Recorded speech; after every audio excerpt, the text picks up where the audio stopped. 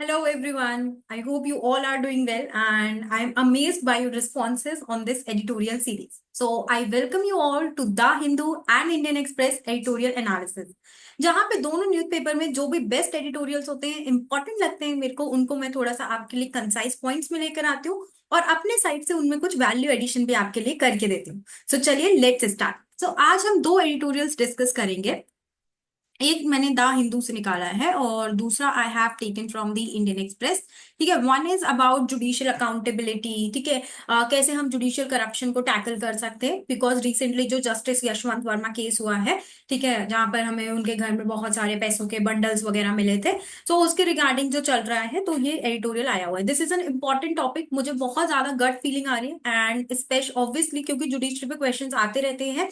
We can expect a question in prelims as well as mains of 2025. So this is the editorial, are existing mechanisms effective in combating judicial corruption? ठीक है, जिसमें इस बार मतलब basically दो लोगों से एक इंटरव्यू लिया गया है जहां पे one is Sanjay Hegde, obviously senior advocate based in Delhi, and Alok Prasanna Kumar जो कि को फाउंडर है of Vidhi Centre for Legal Policy. इन इस तरह के लोगों को जैसे Alok Prasanna Kumar etcetera you can also quote in your answer. ठीक है, बिकॉज इनके एक्सेप्टेबल व्यूज होते हैं on such institutions etcetera.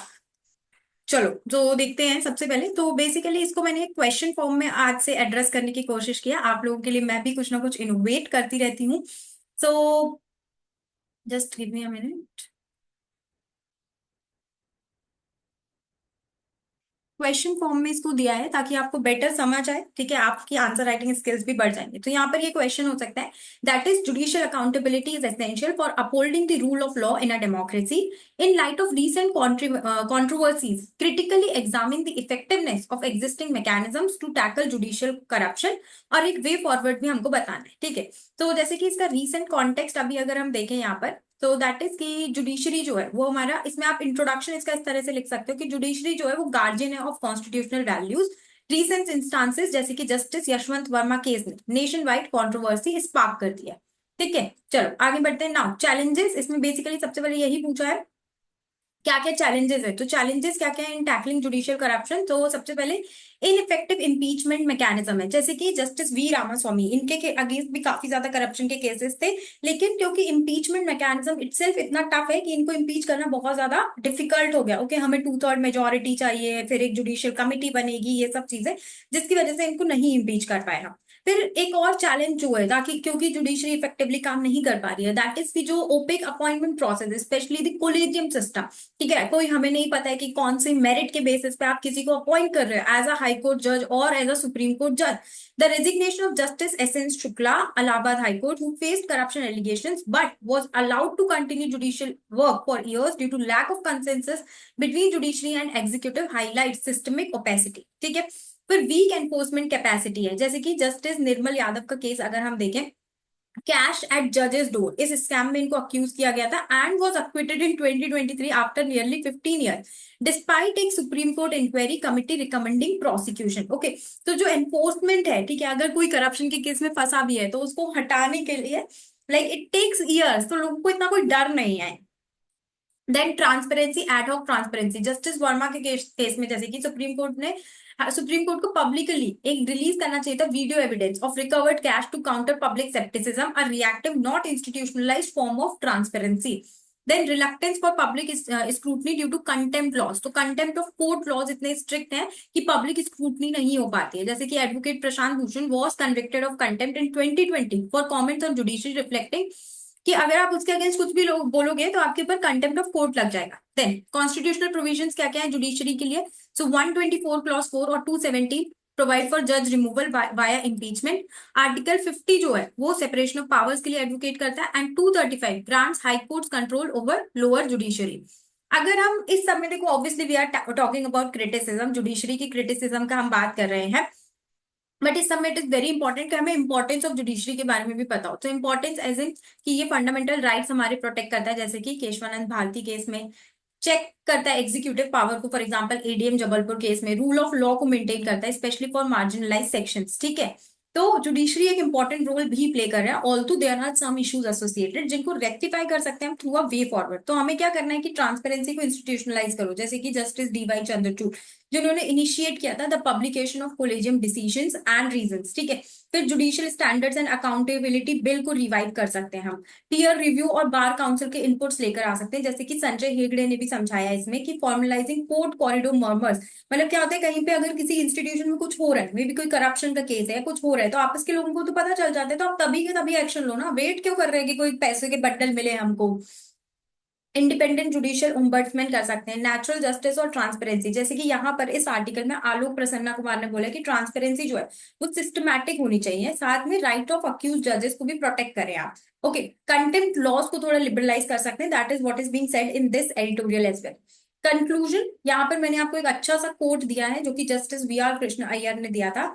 A fearless and honest judiciary is not a luxury in a democracy, it is a necessity. So it will be really good अगर आप अपने answers को इन coat से and कर रहे हैं। सो इस एडिटोरियल में बेसिकली बात हुई थी कि क्या जो एग्जिस्टिंग मैकेनिज्म है क्या वो इनफ है या नहीं है। सो कहीं ना कहीं वो इनफ नहीं थे, जिसके लिए आलोक प्रसन्ना कुमार और संजय हेगड़े ने अपने कुछ व्यूज बताए कि natural justice, transparency, formalising court murmurs etcetera.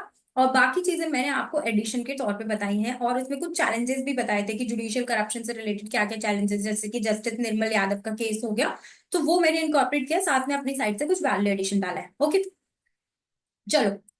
ये कुछ इस तरह का फ्लो चार्ट है जिससे आप इसको बहुत जल्दी से पढ़ सकते हैं। जैसे कि इंट्रोडक्शन में हमने बताया कि judiciary as guardian of constitution, reason controversy क्या थी, चैलेंजेस क्या क्या है, ineffective implementation, opaque collegium system है, वीक एनफोर्समेंट है, इंस्टीट्यूशनल ट्रांसपेरेंसी नहीं है, कंटेम्प्ट लॉज बहुत ज्यादा स्ट्रिक्ट है, कॉन्स्टिट्यूशनल प्रोविजन पढ़े हमने, इंपॉर्टेंस पढ़ी, वे फॉरवर्ड, कंक्लूजन। इस फ्लो चार्ट की मदद से आप इसको बहुत जल्दी रिवाइज कर सकते हैं विद इन 2 और 3 मिनट्स, है ना।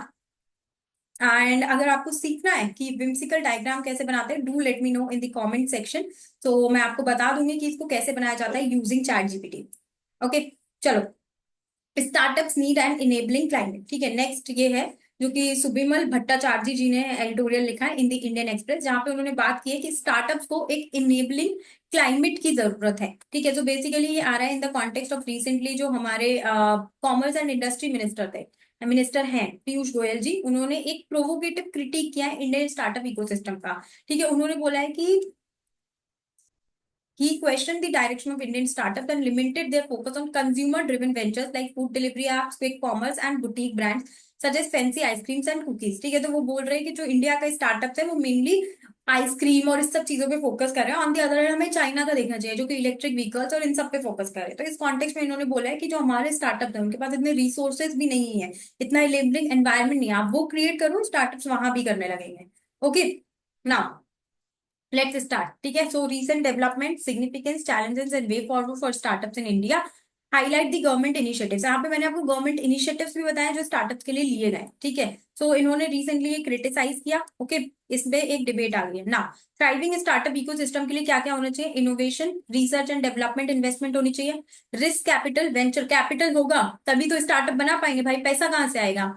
रेगुलेटरी पॉलिसी फ्रेमवर्क होना चाहिए, रोबस्ट एजुकेशन, स्किल डेवलपमेंट और रिस्क टेकिंग एबिलिटी होनी चाहिए। हमारे इंडिया में गवर्नमेंट जॉब क्यों इतनी प्रमोट की जा रही है, लोग इतना क्यों पसंद करते हैं, स्टेबल है भाई, हर महीने काम करो ना करो उतने पैसे आएंगे, ठीक है। बट स्टार्टअप में क्या है, आपको रिस्क लेना पड़ेगा। चलो, इंपॉर्टेंस क्या क्या है, सबसे पहले थोड़ी सी इंपॉर्टेंस पढ़ लेते हैं स्टार्टअप्स की। तो इंडिया में 100, इंडिया हैज ओवर 100 यूनिकॉर्न्स, ठीक है। थर्ड लार्जेस्ट स्टार्टअप इकोसिस्टम हो गया हमारा ग्लोबली, ओके। जैसे कि स्टार्टअप्स है हमारे पास Digantara, Paytm, PhonePe etcetera, Skyroot, okay. Startups significantly contribute करते हैं employment generation, digital inclusion, technological self reliance etcetera. Challenges क्या क्या आ रहे हैं कि डीप टेक सपोर्ट नहीं है, चाइना जहां $845 बिलियन इन्वेस्ट कर रहा है, इंडिया ने सिर्फ 160, सीधा ह्यूज गैप। कैसे हम उस तरह के स्टार्टअप्स कैसे आएंगे जब उनके पास इतने रिसोर्सेज ही नहीं है। ओके, डीपीआईआईटी का डेटा है ये। फिर R&D स्पेंडिंग कम है हमारे यहाँ कितनी है, ग्रॉस रिसर्च एंड डेवलपमेंट पे 0.7% of GDP, far below global average, global average जो कि 2% का है उससे भी बहुत कम है ये यूनेस्को साइंस रिपोर्ट है। ओके, इस तरह के रिपोर्ट्स वगैरह आप अपने आंसर्स में यूज कर सकते हैं। फिर रिस्क एवर्स, जो वर्चुअल कैपिटल हमारे वेंचर कैपिटल हमारे पास इतना ज्यादा नहीं है, ठीक है। फिर रेगुलेटरी बॉटल नेक्स है, किसी भी चीज के लिए प्रोसेस पे प्रोसेस, ऑफिस ऑफिस देखा है जैसे आप लोगों ने, ठीक है, वैसा होता रहता है। फिर ब्रेन ड्रेन हो रहा है, जो हमारे यहाँ के अच्छे मतलब like good minds, innovative minds, वो तो बाहर चले जाते हैं, जैसे कि सुंदर पिच्चई, सत्या नडेला, तो यहाँ रह के इनोवेट कौन करेगा। गवर्नमेंट इनिशिएटिव्स ऑलरेडी ऑल दो इसमें ले रहे हैं, जैसे कि स्टार्टअप इंडिया मिशन है, funds of funds for startups है, एआई मिशन है हमारा, मीति का टाइप 2.0 है, डिजिटल इंडिया प्रोग्राम है, national deep tech startup policy तो ले रही है गवर्नमेंट, बट स्टिल कुछ चैलेंजेस हैं हमारे पास। ठीक है, अब क्या हो सकता है, देखो मैंने आपको बताया था वे फॉरवर्ड क्या होता है, चैलेंजेस का अपोजिट, तो R&D बढ़ा दो। ठीक है, ब्रेन ड्रेन को स्टॉप करने की कोशिश करो, रेगुलेटरी अप्रूवल्स को स्ट्रीमलाइन करो। ठीक है, एजुकेशन को रिफॉर्म करो, जैसे कि NEP में किया है आपने। पेटेंट फास्ट ट्रैक मैकेनिज्म जो कि मार्शेलकर कमिटी ने बोला है। Okay, now let's see the conclusion में क्या आ सकता है फाइनली। स्टार्टअप्स वाइटल है ताकि इंडिया एक ग्लोबल इनोवेशन हब बन सके। दुकानदारी से मूव करने के लिए, ठीक है, तो आपको एक टेक्टोनिक पॉलिसी शिफ्ट चाहिए, इनोवेटिव आपको R&D चाहिए। ठीक है, रिस्क टेकिंग एनवायरनमेंट कल्चर वो एक्सेप्ट करना पड़ेगा आपको। ठीक है, रिस्क आपको लेना पड़ेगा कि हाँ अगर आपको कुछ बड़ा करना है, so that kind of amount आप लगा रहे हो, वो रिस्क टेकिंग एबिलिटी, वो कल्चर हमें डेवलप करना पड़ेगा। Okay, so that is all about today's the Hindu and Indian Express editorial analysis. See you all tomorrow.